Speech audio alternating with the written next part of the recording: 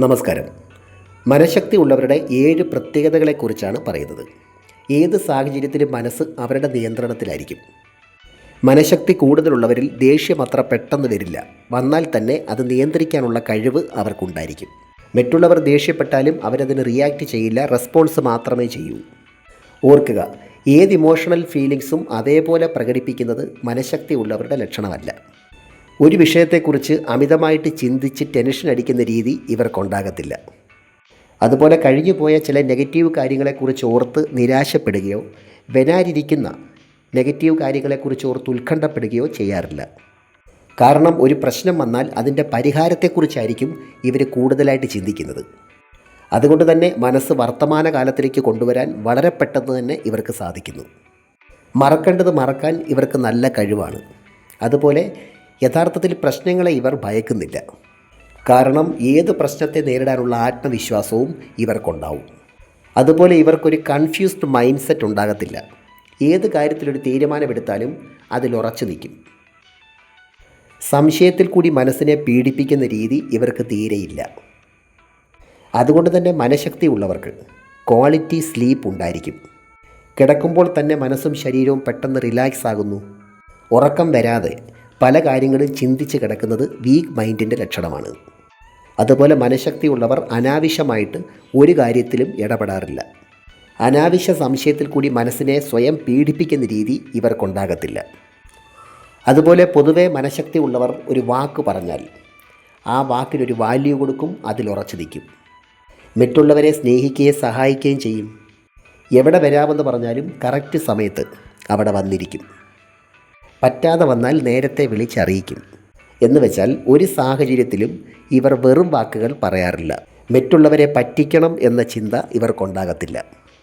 അതെപ്പോഴും വീക്ക് മൈൻഡിൻ്റെ ലക്ഷണമാണ്.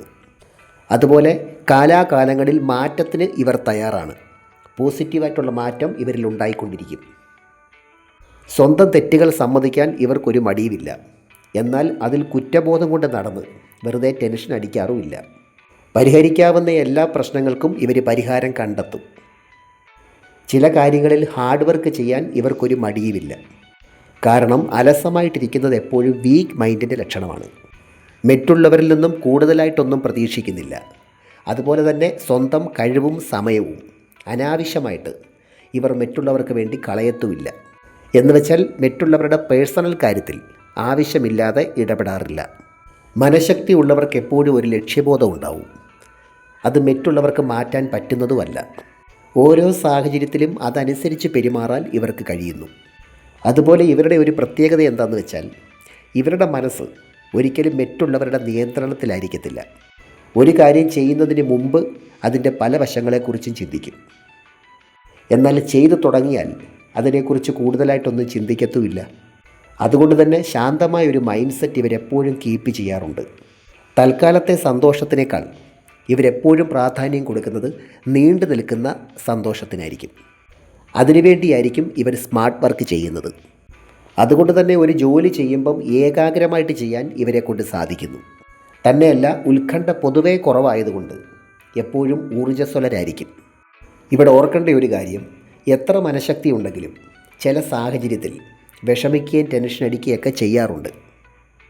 എന്നാൽ അവരതിൽ നിന്നും വേഗത്തിൽ ഓവർകം ചെയ്യുന്നു. അതുകൊണ്ട് തന്നെ സൈക്കോസോമാറ്റിക്കായിട്ടുള്ള രോഗങ്ങൾ ഇവർക്ക് പൊതുവേ കുറവായിരിക്കും. മനഃശക്തി ഉള്ളവർ മറ്റുള്ളവരെ അംഗീകരിക്കുന്നവരാണ്. മറ്റുള്ളവരുടെ തെറ്റുകൾ ക്ഷമിക്കുന്നവരുമാണ്. അതുപോലെ പൊതുവേ ഇവർക്ക് മൂഡ് ഡിസോർഡർ കുറവായിരിക്കും. ഏത് ഇമോഷണൽ ഫീലിങ്സ് ആണെങ്കിലും അതിലൊരു ബാലൻസ് കീപ്പ് ചെയ്യാൻ ഇവരെ കൊണ്ട് സാധിക്കുന്നു.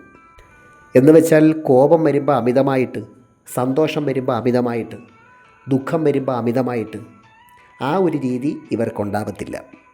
യഥാർത്ഥത്തിൽ ശാന്തമായ മനസ്സാണ് ശക്തമായ മനസ്സ്.